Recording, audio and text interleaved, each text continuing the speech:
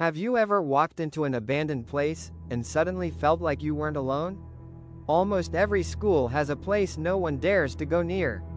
A place surrounded by strange stories, whispered from one student to another.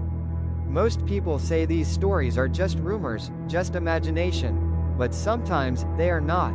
My name is Lynn. I am 20 years old now, but this story happened when I was 15 years old, back in middle school. And even after all these years, I still cannot forget what happened. At that time, my family moved to a new house. After only 2 days, we were fully settled in. Unfortunately, the new house was very far from my old school, so I had to transfer to a new one. On my first morning, I went to the new school feeling nervous but curious. As soon as I walked inside, I liked the place. Even my mother was surprised and told me, "If you like this school, then stay here. It looks better than your old one." Soon I was officially registered and taken to my classroom, class 3/1. My English teacher welcomed me warmly and introduced me to the girls in the class. Within a few days, I started getting used to everything. The teachers were kind, and the atmosphere felt comfortable. I became close friends with 3 girls, Sarah, Nawal, and Huda. The 4 of us were always together. We walked together, sat together, and everyone in school started to recognize us because we were rarely apart. About a week later, the school already felt familiar to me. One day during math class, I asked the teacher for permission to go to the bathroom. She agreed, and I left the classroom. On my way there, a sudden idea came to my mind. The upper floor was forbidden for middle school students because it was for high school girls. But I told myself I would only go up for a few minutes, just to look around and change my mood. So I went upstairs. Near the workers' room, there was a bathroom.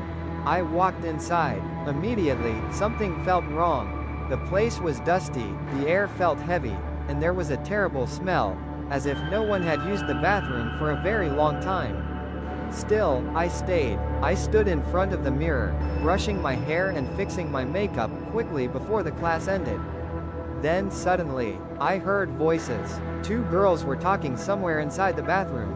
Their voices were low, their words unclear, like whispers. I froze. I looked toward the bathroom stalls, but I couldn't see anyone.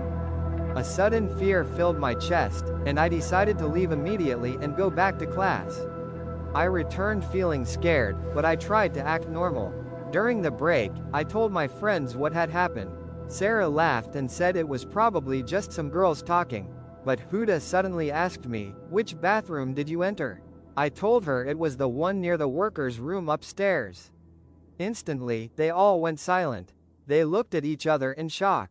Huda said nervously, "Don't tell me you went into that bathroom." I asked, "What's wrong with it?"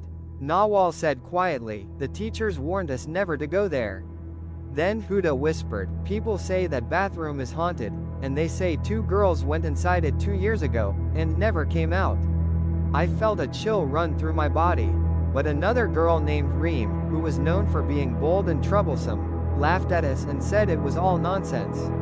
A few days later, Reem suggested that we play a game of truth or dare. When it was Huda's turn, she chose dare. After refusing several dares, Reem said, "Then your punishment is to go to the haunted bathroom, lock yourself inside, and sing for 5 minutes." Huda accepted confidently and said, "There's nothing scary anyway." When the break started, we went upstairs with her.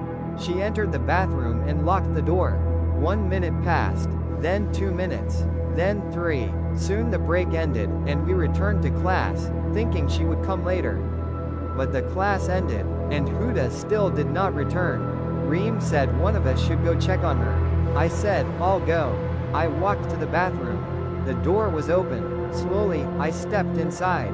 There she was. Huda was sitting on the floor, staring down, completely still. I said, "Huda, class is over. Let's go." She didn't answer. She walked back with me to the classroom, but she didn't speak at all. From that day on, Huda completely changed. She stopped laughing. She stopped talking. She stopped looking at us. One day I finally asked her, "What happened to you inside that bathroom?" Slowly, she raised her head. She looked at me with a strange expression, and said in a quiet voice, "I wasn't alone."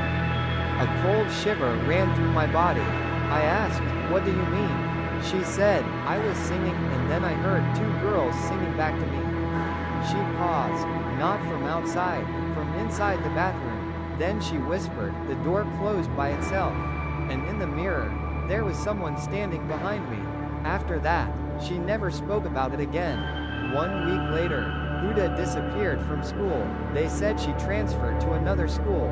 But the strange thing is, some girls still say they hear whispers inside that bathroom. Two girls talking quietly, as if they are still waiting for a third girl to join them.